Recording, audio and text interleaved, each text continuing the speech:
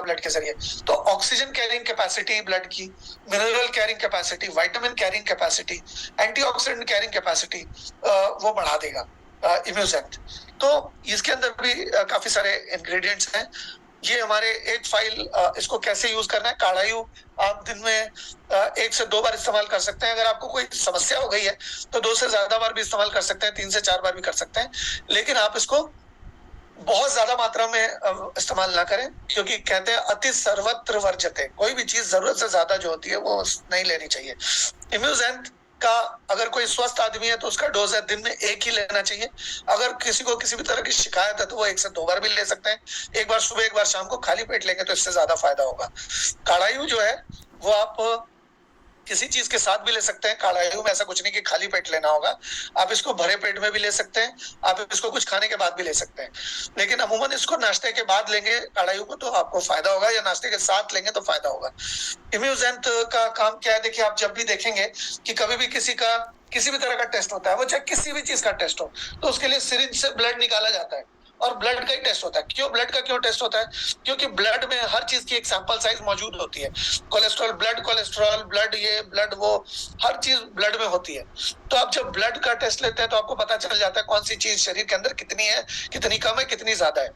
अगर आप इम्यूजेंट का सेवन करते हैं तो ब्लड की कॉम्पोजिशन इतनी बढ़िया हो जाती है, ब्लड का संतुलन इतना अच्छा हो जाता है कि अच्छा ब्लड जब लिवर में जाता है तो लिवर की सर्विसिंग हो जाती है, अच्छा ब्लड जब जो अलग अलग ऑर्गन्स में जाता है तो उसकी सर्विसिंग होती है, हार्मोनल बैलेंसेस बेटर मेंटेन होते हैं, स्किन की ज्यादा मेंटेनेंस हो पाती है, स्ट्रेस को ज्यादा अच्छी तरह से कंट्रोल रखा जा सकता है, ऊर्जा आपकी शरीर की बहुत अच्छी रहती है, आपकी जो रोग प्रतिरोधक क्षमता है वो बहुत अच्छी रहती है, और आपकी सेक्सुअल पावर बढ़ जाती है, आपकी इम्यूनिटी बेहतर हो जाती है। अभी जो मैंने आपको कुछ देर पहले बताया कि ऑक्सीडेटिव स्ट्रेस की वजह से बहुत सारा नुकसान होता है। ऑक्सीडेटिव स्ट्रेस को कैसे रोकता है इम्यूजेंट, कैसे रोकता है काढ़ायु? जैसे मान लीजिए ये जो एक्स्ट्रा एटम एक्स्ट्रा इलेक्ट्रॉन कहीं चला गया और एक्स्ट्रा इलेक्ट्रॉन कहीं कम हो, मतलब इलेक्ट्रॉन कहीं कम हो गया, तो अब काढ़ायु जाता है सिस्टम में या इम्यूजेंट जाता है सिस्टम में, और ये जो छटपटाते हुए प्राणी है, छटपटाते हुए फ्री रेडिकल्स हैं, उस फ्री रेडिकल को बोलता है क्या हुआ, क्या प्रॉब्लम है तुम्हारा, तुम इतना छटपटा क्यों रहे हो? तो बोलता है देखो ना मेरा एक इलेक्ट्रॉन ले लिया। वो बोलता है देखो ना मेरा एक इलेक्ट्रॉन एक्स्ट्रा हो गया। तो बोलता है ठीक है, एक काम करो, तुम्हारे पास जो एक्स्ट्रा है वो तुम मुझे दे दो, और जिसके पास एक कम है उसको बोलता है लो एक इलेक्ट्रॉन तुम मेरे पास से ले लो और तुम अपना साइकिल कंप्लीट कर लो। अब तो कोई प्रॉब्लम नहीं है ना, अब तुम्हारा इलेक्ट्रॉन मिल गया, जिसके पास कम हो गया तो उसको कहता है अब तुमको मिल गया, अब तुम चुपचाप शांत हो जाओ।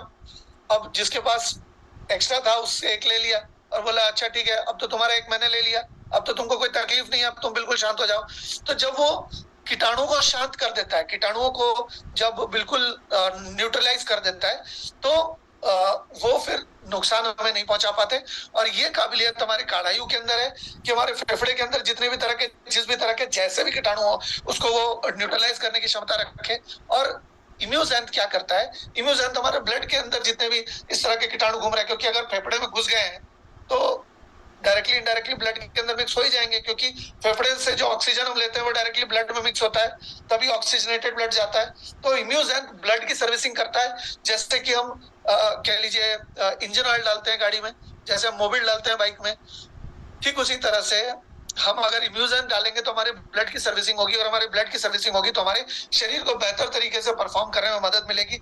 एंटी एजिंग में चला जाएगा हमारा शरीर 55 साल की उम्र में 45 साल का लग सकता है अगर हम इम्यूजेंट का प्रयोग आप रेगुलर बेसिस पे करते हैं तो। साथ ही साथ प्रोडक्ट का मतलब यूजुअली एक रेजिस्टेंस तैयार होता है किसी भी चीज का शरीर में लंबे समय में यूज करें तो, इस वजह से आप पहले नोवा यूज कर लीजिए, फिर नोवा के कुछ देर बाद फिर इम्यूजेंट यूज कर लीजिए, फिर इम्यूजेंट के कुछ दिनों बाद आप इस तरह से बदल के आप इस्तेमाल करेंगे तो आपको शरीर के अंदर किसी भी तरह का रेजिस्टेंस पैदा नहीं होगा।